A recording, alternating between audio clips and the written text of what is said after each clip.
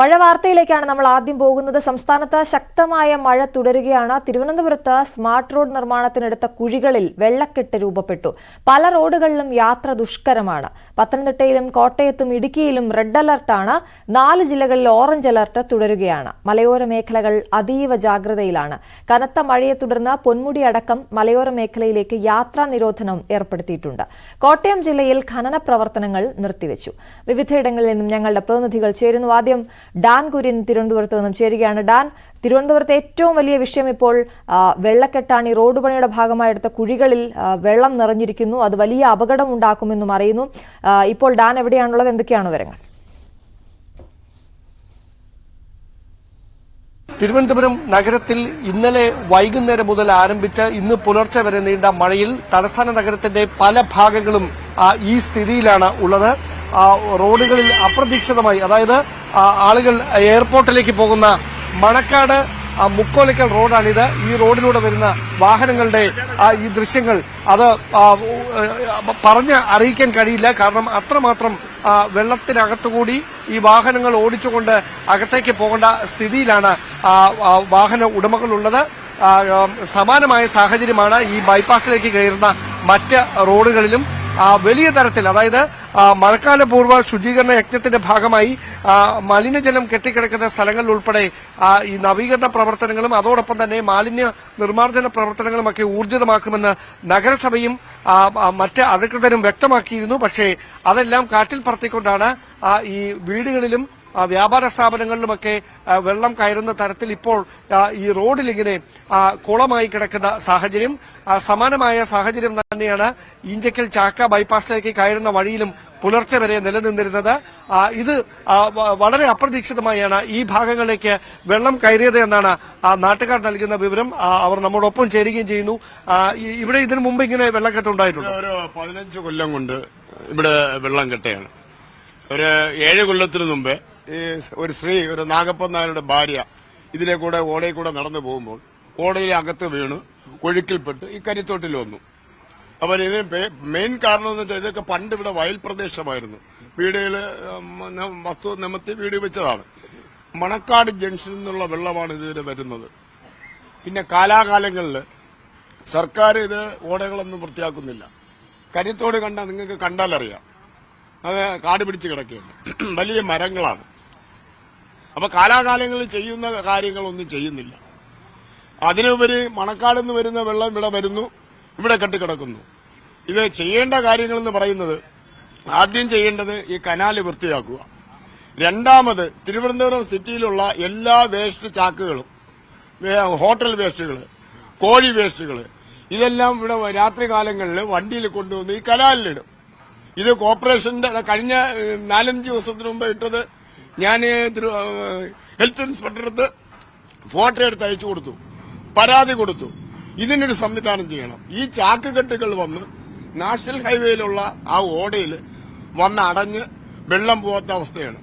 അപ്പൊ അതാണ് ആദ്യം അത് നിയന്ത്രിക്കണം. ഓക്കെ, എന്തായാലും ഈ ആമയിഴഞ്ചൻ തോട്ടിലും കിള്ളിയാറിലും അടക്കം ഈ മാലിന്യങ്ങൾ കുമിഞ്ഞുകൂടുന്ന സാഹചര്യമുണ്ട്. അത് അവിടുന്ന് നീക്കം ചെയ്യുന്നതിന് വേണ്ടിയിട്ടുള്ള നടപടികൾ ഊർജിതമാക്കുമെന്ന് തദ്ദേശ സ്വയംഭരണ വകുപ്പും അതോടൊപ്പം നഗരസഭയുമൊക്കെ നേരത്തെ തന്നെ അറിയിച്ചിട്ടുണ്ടെങ്കിലും കൃത്യമായ ഇടപെടലുകൾ നടക്കാതിരുന്നതാണ് ഇന്നലെ വളരെ അപ്രതീക്ഷിതമായി പെയ്ത മഴയിൽ ഇങ്ങനെയൊരു വെള്ളക്കെട്ട് രൂപപ്പെടുന്ന സാഹചര്യത്തിലേക്ക് കാര്യങ്ങൾ നയിച്ചത്. ഇനി ഏതാനും ദിവസങ്ങൾ മാത്രമാണ് കാലവർഷം എത്താൻ ബാക്കി നിൽക്കുന്നത്. മെയ് 31 കേരള തീരത്തേക്ക് കാലവർഷം എത്തുമെന്നാണ് കാലാവസ്ഥാ നിരീക്ഷണ കേന്ദ്രത്തിന്റെ വിലയിരുത്തൽ. സ്വാഭാവികമായി ഏതാണ്ട് 1.5 ആഴ്ച മാത്രം ബാക്കി നിൽക്കുമ്പോൾ ഈ ഒരു ദിവസം രാത്രി പെയ്ത മഴയിൽ നഗരത്തിന്റെ സ്ഥിതി, ഹൃദയഭാഗത്തിന്റെയൊക്കെ സ്ഥിതി ഇങ്ങനെയാണ് എങ്കിൽ തുടർച്ചയായി മഴ പെയ്യുന്ന ദിവസങ്ങളിൽ എന്താകും സ്ഥിതിയെന്ന് ആലോചിച്ച് നോക്കാവുന്നതേ ഉള്ളൂ. സ്വാഭാവികമായി സ്കൂളുകൾ കൂടി തുറക്കാൻ പോവുകയാണ്. ഈ മലിനജലമാണ് വീടുകളിലേക്ക് ഇങ്ങനെ ഒഴുകി കയറുന്ന സാഹചര്യം ഉണ്ടാകുന്നത്.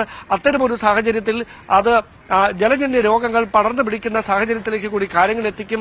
അതുകൊണ്ട് തന്നെയാണ് ഈ ആമയിഴഞ്ചൻ തോടും കിള്ളിയാറും ഉൾപ്പെടെയുള്ള പ്രധാനപ്പെട്ട ജലസ്രോതസ്സുകൾ, അവിടുത്തെ മാലിന്യം കൃത്യമായി നീക്കം ചെയ്യേണ്ടതിന്റെ അനിവാര്യത അത് നഗരസഭയ്ക്ക് മുമ്പിൽ വലിയൊരു വെല്ലുവിളിയായി മാറുന്നതും. എന്തായാലും ഈ പ്രദേശവാസികൾ വലിയ തരത്തിലുള്ള ഒരു പ്രതിസന്ധിയാണ് ഇവിടെ നേരിട്ടുകൊണ്ടിരിക്കുന്നത്. ഈ വീടുകളിലും വെള്ളം കയറിയിട്ടുണ്ട്. എന്താണ് ഇവിടെ എല്ലാ വർഷവും ചെറിയൊരു മഴ പെയ്താലും ഇവിടെ അത്രയും ഭാഗങ്ങളെല്ലാം വെള്ളക്കെട്ടാണ്. അപ്പൊ ചെറിയൊരു മഴ പെയ്തു. ഇവിടെ ഈ ബൈപ്പാസ് നിർമ്മിക്കുന്നതിന് വേണ്ടിയിട്ട് റോഡ് ഉയർത്തി ഈ ഭാഗം താഴ്ന്നതാണോ ഇങ്ങനെ ഒരു? അല്ല, ഇത് പണ്ടേ തൊട്ട് ഉള്ളതാണ്, വർഷങ്ങൾക്ക് മുമ്പേ ഉള്ളതാണ്. ഇവിടെ ഇങ്ങനെ ഇതാണ് താഴ്ന്ന പ്രദേശം. ഇത്രയും ഈ വെള്ളം അത്രയും ഈ ഓടയിലാണ് പോകേണ്ടത്. ഇവിടെ നിന്ന് പോയിട്ടാണ് മറ്റുള്ള അടുത്തങ്ങ് പോകേണ്ടത്. ഇതെല്ലാ വർഷവും ഇവിടെ ഈ ഓടകൾ കോരി സൈഡിലിടും. ഈ മണ്ണ് ഇതിനെ തിരിച്ച് അതിലിരുന്ന് പോകും. പിന്നെയും കോരിയിടും, പിന്നെയും അതിൽ തന്നെ പോകും. അത് കോരി മാറ്റാനുള്ള സംവിധാനം ഈ മഴ സമയത്തല്ലാതെ വേറെ ഒന്നും. എത്ര നേരം ഇങ്ങനെ നിൽക്കും? ഈ ഒരു 3-4 മണിക്കൂർ ഞാൻ നിൽക്കും. ഇങ്ങനെ തന്നെ നിൽക്കും. ഇത് എപ്പോഴാണ്? പുലർച്ചെയാണോ ഇങ്ങനെ തുടങ്ങിയത് അതോ?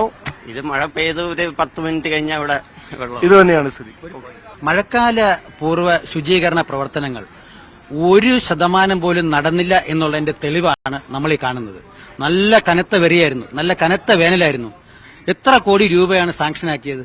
എന്നിട്ട് പോലും മഴക്കാല പൂർവ്വ ശുചീകരണ പ്രവർത്തനങ്ങൾ 1% നടന്നില്ല എന്നുള്ള തെളിവാണ് ഈ കാണുന്ന എല്ലാ പ്രവർത്തനങ്ങളും. ഇത് കാലാകാലങ്ങളിൽ ഇവിടെ ഈ മഴ കാലങ്ങളിൽ വരുമ്പോൾ ഇവിടെ നമ്മുടെ ഈ തോട് വൃത്തിയാക്കുമായിരുന്നു. ഈ തോട് വൃത്തിയാക്കിയാൽ ഇവിടെ നിന്ന് മാത്രമല്ല ഈ ഒരു 5 വാർഡിൽ ആ വെള്ളപ്പൊക്കം നിയന്ത്രിക്കാൻ പറ്റും. ഈ തോട് വൃത്തിയാക്കാൻ വേണ്ടി ഇന്ന് വരെ കഴിഞ്ഞ വർഷവും വന്നിട്ടില്ല. ഈ വർഷം എന്തെങ്കിലും നിവേദനങ്ങൾ പലതും കൊടുത്തിട്ടുണ്ട്. കൌൺസിലർ കൊടുത്തിട്ടുണ്ട്, MLA കൊടുത്തിട്ടുണ്ട്, ഗവൺമെന്റ് തലത്തിൽ കൊടുത്തിട്ടുണ്ട്, എല്ലാ തലങ്ങളിലും പോയി കൊടുത്തിട്ടുണ്ട്. ആ നിവേദനങ്ങളെല്ലാം വാങ്ങിച്ച് സിനിമ കാണും പോലെ ചവിട്ടുകൂട്ടി കളയല്ലാതെ ഇവിടെ യാതൊരു ഇതും നടക്കുന്നില്ല. ജനം ഇവിടെ വളരെ ദുരിതമനുഭവിക്കും. ഇന്നിപ്പോ നടക്കുന്നതെന്ന് വെച്ചാൽ ഈ അനന്ത നടത്തിയ സമയത്താണ് ഈ ഭാഗത്ത് വന്ന് നമുക്ക് നോക്കിയാൽ കാണാം. ആ ഭാഗത്തുള്ള റോഡില്ല, ആ സൈഡുകളിൽ കംപ്ലീറ്റ് ആളുകൾ ഇടിച്ചു കളഞ്ഞു. ആ ഇടിച്ചതിന്റെ ഫലമായി ഇന്ന് അവിടെ നിന്ന് വരുന്ന വെള്ളം കംപ്ലീറ്റ് ഈ ഇതിലോട്ട് കയറി ആ ഭാഗത്ത് കംപ്ലീറ്റ് വെള്ളം കയറുന്നു. ഇന്ന് വരെ അവിടെ വെള്ളം കയറാത്ത ഭാഗങ്ങളായിരുന്നു. ഇപ്പൊ ഇന്ന് തന്നെ മഴക്കാലം വന്നില്ല. ഈ വേനൽ മഴ 2 ചെറിയ മഴയേ ഉള്ളൂ. ഈ ചെറിയ മഴയിൽ തന്നെ അപ്പോൾ ഇന്നലെ രാത്രി എന്ന് പറഞ്ഞാൽ ഇവിടെ നിന്ന് ആളുകൾ താമസിക്കാറുണ്ട്. ഈ ഇവിടെ അവിടെ കണ്ടാൽ ആ കടയ്ക്കെല്ലാം വീട്ടിലെല്ലാം വെള്ളം കയറി. ഇതിനെല്ലാം ഒരു ശാശ്വത പരിഹാരം ഉണ്ടാക്കണമെങ്കിൽ ഗവൺമെന്റ് വളരെ ഭംഗിയായി നോക്കിയാലും ഈ തോട് വൃത്തിയാക്കിയാൽ മാത്രം മതി. ഈ തോട് ഇന്ന് വരെ വൃത്തിയാക്കിയിട്ടില്ല. തോടിന്റെ ആ പായലുകൾ മാറ്റിക്കഴിഞ്ഞാൽ ഇവിടെ നിന്ന് വരുന്ന ഈ 5 വാർഡുകളുടെ ആ വെള്ളപ്പൊക്കം നിയന്ത്രിക്കാൻ സാധിക്കുമെന്നാണ് ഞാൻ. അതുപോലെ തന്നെ വേസ്റ്റുകൾ എന്തായാലും അത് ജനപ്രതിനിധികളുടെ ശ്രദ്ധയിലേക്ക് എത്തട്ടെ. സാധാരണക്കാരായ ജനങ്ങൾ ഇതുവഴി അങ്ങോട്ട് പോകാനായി കടന്നു വന്ന് തിരികെ മടങ്ങാൻ എന്താണ് പോകുന്നതിന്റെ കാരണം എന്താണ്? വെള്ളം. നിങ്ങൾ എങ്ങോട്ടായിരുന്നു പോകേണ്ടത്? East fort. ഇനി എങ്ങനെ പോകും? ഏതുവഴി പോകും? തമ്പാനൂർ വഴി അങ്ങോട്ട്, അതുവഴി സ്ട്രെയിറ്റ് ആയിട്ട്. ശരി. അപ്പോൾ ഇതാണ് സ്ഥിതി. ഇവിടെ ഇങ്ങനെ വെള്ളക്കെട്ടുണ്ട് എന്ന് അറിയാതെ ഇവിടേക്ക് എത്തുന്ന ഇരുചക്ര വാഹനങ്ങളിലും മറ്റും എത്തുന്ന ആളുകളുണ്ട്. അവരൊക്കെ ഇവിടെ എത്തി ഈ വെള്ളക്കെട്ടിന് മുമ്പിൽ സ്തംഭിച്ച് നിന്ന് ഇവിടെ നിന്ന് മടങ്ങി മറ്റൊരു വഴിയായി കിഴക്കേക്കോട്ടയിലേക്ക് പോകേണ്ട സ്ഥിതിയാണ്, അല്ലെ മണക്കാട് ഭാഗത്തേക്ക് പോകേണ്ട സ്ഥിതിയാണുള്ളത്. വളരെ സാഹസികമായ ഒരു ദൌത്യമെന്ന് തന്നെ പറയേണ്ടി വരും. അത്തരമൊരു നീക്കമാണ്. ഈ വാഹനങ്ങളിൽ അവിടെ നിന്ന് എവിടെങ്കിലും വെച്ച് ആ വാഹനം ഒന്ന് സ്റ്റോപ്പായാൽ അതിന്റെ എഞ്ചിനുള്ളിൽ വെള്ളം കയറി അത് മുഴുവൻ നിന്നു പോകുന്ന സ്ഥിതി ഉണ്ടാകും. അതുകൊണ്ടാണ് അവിടെ നിന്ന് സ്റ്റാർട്ട് ചെയ്യുന്ന വാഹനങ്ങൾ അതേ വേഗത്തിൽ ഇവിടേക്ക് ഓടിയെത്തി ഈ തിരമാലകൾ പോലെ വെള്ളം അടിച്ച കടകൾക്കുള്ളിലേക്ക് കയറുന്നത്. കാരണം എവിടെങ്കിലും നിർത്തിയാൽ ആ വാഹനങ്ങൾക്കുള്ളിൽ വെള്ളം കയറുന്ന സ്ഥിതി ഉണ്ടാകും. അത് ഒഴിവാക്കുന്നതിന് വേണ്ടിയാണ് അവരിങ്ങനെ വേഗത്തിൽ പരമാവധി വേഗത്തിൽ. തിരുവനന്തപുരത്ത് മണക്കാട് റോഡാണ് കാണുന്നത്. വലിയ ബുദ്ധിമുട്ടിലാണ് അവിടെ ഉള്ളവർ, അതുവഴി പോകേണ്ടവർ എന്നുള്ളതാണ്. ഡാൻ കുര്യനാണ് അവിടെ നിന്നും വിവരങ്ങൾ നൽകിയത്. ശശി നാരായണൻ ചേരുന്നു പത്തനംതിട്ടയിൽ നിന്നും. ശശി, പത്തനംതിട്ടയിലെ അവസ്ഥ എന്താണ്? വലിയ മഴ ഇന്നലെ പെയ്തിരുന്നോ? മലയോര മേഖലയിലൊക്കെ നിലവിലെ അവസ്ഥ എന്താണ്? അശ്വതി, പത്തനംതിട്ടയിലെ മഴ ഇപ്പോഴും തുടരുന്നുണ്ട്. വലിയ ശക്തിയായ മഴയല്ല, എങ്കിലും ഒരു ചാറ്റൽ മഴയാണുള്ളത്. ഇന്നലെ ഉച്ച മുതൽ തുടങ്ങിയ മഴ രാത്രിയിലൊക്കെ വലിയ തോതിലുണ്ടായിരുന്നു. പക്ഷേ രാവിലെ പുലർച്ചെ മുതൽ മഴയ്ക്ക് ശമനമുണ്ടെന്ന് പറയാൻ പറ്റില്ല. മേഘാവൃതമാണ്, ചാറ്റൽ മഴ ജില്ലയിൽ പരക്കെ ലഭിക്കുന്നുണ്ട്. മലയോര മേഖലകളിലും സമാനമായ രീതിയിൽ മഴ ലഭിക്കുന്നുണ്ട്. എന്തായാലും ജില്ലയിൽ ഇന്നും നാളെയും റെഡ് അലർട്ടാണ് പ്രഖ്യാപിച്ചിട്ടുള്ളത്. അതുകൊണ്ട് തന്നെ വലിയ മുൻകരുതലും ജാഗ്രതയും ജില്ലാ ഭരണകൂടത്തിന്റെ നേതൃത്വത്തിൽ ഏർപ്പെടുത്തിയിട്ടുണ്ട്. ജില്ലയിൽ 44 ഇടങ്ങളിൽ ക്യാമ്പുകൾ സജ്ജമാക്കാൻ ജില്ലാ ഭരണകൂടം നിർദ്ദേശം നൽകിയിട്ടുണ്ട്. പ്രധാനമായും ആങ്ങമൂഴി, ചേത്തോട്, ചിറ്റാർ തുടങ്ങിയ മലയോര മേഖല ഉൾപ്പെട്ട ഒരു ജില്ല എന്ന നിലയ്ക്ക് പ്രളയബാധിത സാധ്യതയുള്ള മേഖലകളും അതുപോലെ തന്നെ ഉരുൾപൊട്ടൽ, മണ്ണിടിച്ചിൽ ഉണ്ടാകുന്ന മേഖല എന്ന നിലയ്ക്കാണ് ഇത്തരത്തിൽ മുൻകരുതൽ ഉള്ളത്. എന്തായാലും റാന്നി, തിരുവല്ല, കോന്നി തുടങ്ങിയ താലൂക്കിലാണ് ഈ ക്യാമ്പുകൾ ഉള്ളത്. 44 ക്യാമ്പുകൾക്കാണ്. പക്ഷേ ആ ക്യാമ്പുകളിലേക്ക് ആളെ മാറ്റില്ല. പക്ഷേ ആ ക്യാമ്പിനുള്ള എല്ലാ സജ്ജീകരണങ്ങളും പൂർത്തിയായിട്ടുണ്ട്. ഉദ്യോഗസ്ഥന്മാർ അവധിക്ക് പോകാൻ അവധിക്ക് പോയവരെ ഇന്ന് തിരിച്ചു വിളിക്കുകയും ചെയ്തിട്ടുണ്ട്. എന്തായാലും ഒരു മുൻകരുതൽ എടുത്തിട്ടുണ്ട്. നദിയിലെ ജലനിരപ്പോ മറ്റ് ഒന്നും തന്നെ കാര്യമായ രീതിയിൽ ഉയർന്ന സാഹചര്യമില്ല. എന്തായാലും മഴ വരും മണിക്കൂറുകളിൽ ശക്തമാവുമെന്നാണ് കാലാവസ്ഥ വകുപ്പിന്റെ മുന്നറിയിപ്പ്. അതിന്റെ അടിസ്ഥാനത്തിലാണ് ഇത്തരത്തിലൊരു നിയന്ത്രണം ഏർപ്പെടുത്തിയിട്ടുള്ളത്, ജാഗ്രത ഏർപ്പെടുത്തിയിട്ടുള്ളത്. എന്തായാലും മലയോര മേഖലയിലേക്കുള്ള യാത്രകൾക്കും വിലക്കുണ്ട്. ഗവി അടക്കമുള്ള വിനോദസഞ്ചാര മേഖലയിലേക്ക് വിലക്ക് ഏർപ്പെടുത്തിയിട്ടുണ്ട്. കോറികളുടെ പ്രവർത്തനം നിർത്തിവെക്കാനും നിർദ്ദേശം നൽകിയിട്ടുണ്ട്. അത്തരത്തിൽ ഒരു ജാഗ്രതാ നിർദ്ദേശം ജില്ലയിൽ ഇപ്പോഴും തുടരുകയാണ്. വരും മണിക്കൂറുകളിൽ ഉച്ചയ്ക്ക് ശേഷം ചിലപ്പോൾ കഴിഞ്ഞ 2-3 ദിവസമായി ഉച്ചയ്ക്ക് ശേഷം ആണ് മഴ കൂടുതൽ ശക്തമാവുന്നത്. അതിന്റെ അടിസ്ഥാനത്തിൽ ഒരു ജാഗ്രതാ നിർദ്ദേശം ഇപ്പോൾ ദുരന്ത നിവാരണ അതോറിറ്റിയും അതുപോലെ തന്നെ ജില്ലാ ഭരണകൂടവും വളരെ കൃത്യമായ രീതിയിലുള്ള ഇടപെടൽ ഈ മഴക്കെടുതി ഉണ്ടാകുവാൻ അത്തരം കാര്യങ്ങൾ ഉണ്ടായാൽ നേരിടാനുള്ള എല്ലാ ക്രമീകരണവും ജില്ലയിൽ പൂർത്തിയായിട്ടുണ്ട്.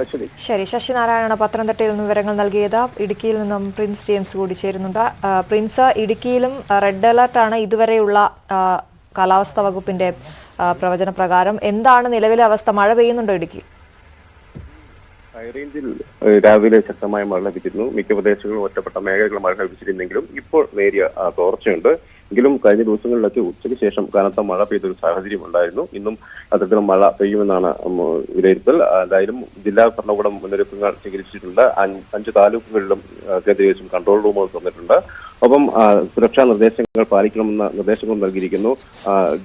വിനോദസഞ്ചാര മേഖലയിലടക്കം പ്രവർത്തിക്കുന്നവർക്ക് നിർദ്ദേശങ്ങൾ നൽകിയിട്ടുണ്ട്. പ്രത്യേകിച്ചും DTPCയും റിസോർട്ട് ഹോം സ്റ്റേ ഒക്കെ നടത്തിപ്പുകാരോടും ഒക്കെ നിർദ്ദേശങ്ങൾ നൽകിയിരിക്കുന്നു. സുരക്ഷ സ്വീകരിക്കണം. കാരണം അവധിക്കാലം അവസാനിക്കാവുന്ന ഒരു സാഹചര്യത്തിൽ കൂടുതൽ ആളുകൾ സഞ്ചാരികൾ ജില്ലയിലേക്ക് വരുന്ന ഒരു സാഹചര്യം കൂടിയുണ്ട്. കഴിഞ്ഞ ദിവസങ്ങളിലൊക്കെ മൂന്നാർ അടക്കമുള്ള മേഖലയിൽ വലിയ സഞ്ചാരികളുടെ തിരക്ക് അനുഭവപ്പെട്ടിരുന്നു. അതുകൊണ്ട് തന്നെ അവധിക്കാലം അവസാനിക്കുന്ന ദിവസങ്ങളിലും കൂടി സഞ്ചാരികളുടെ എണ്ണം വർദ്ധിക്കുന്നതിന് സാഹചര്യം കൂടി ഉള്ളതിനാൽ സുരക്ഷ പാലിക്കണമെന്ന് നിർദ്ദേശങ്ങൾ നൽകിയിട്ടുണ്ട്. പ്രത്യേകിച്ചും വെള്ളച്ചാട്ടങ്ങളിലും പുഴയിലും അണക്കെട്ടുകളിലും ഒക്കെ ഇറങ്ങരുതെന്ന നിർദ്ദേശം നൽകിയിരിക്കുന്നു. കാരണം പ്രധാന അണക്കെട്ടുകളിലടക്കം നീരൊഴുക്ക് വലിയ തോതിൽ വർദ്ധിച്ചൊരു സാഹചര്യമുണ്ട്. അതുകൊണ്ട് തന്നെ വലിയ അപകട സാധ്യത നിലനിൽക്കുന്നു.